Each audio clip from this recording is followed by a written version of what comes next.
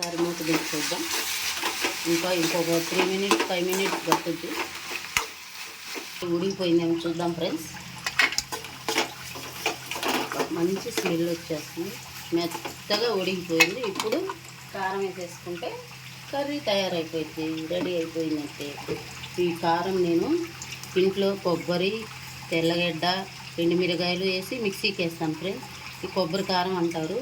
మేమైతే ప్రతి తాలింపు కర్రీలోకి ఇదే వాడతాను. మా సైడ్ అంతా ఇట్లాగే వాడతారు ఫ్రెండ్స్. మీ సైడ్ ఏం వాడతారో నాకు కామెంట్ రూపంలో చెప్పండి.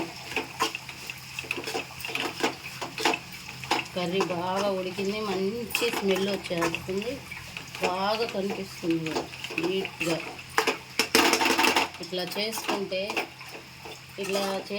ఎవరైనా తింటారు ఫ్రెండ్స్. పసిపిల్లలైనా సరే తినేస్తారు. కాకరకాయ కర్రీ చేదు అనే మాటే ఉండదు. ఇప్పుడు 2 నిమిషాలు మళ్ళీ ఇట్లా మూత పెట్టేసేసి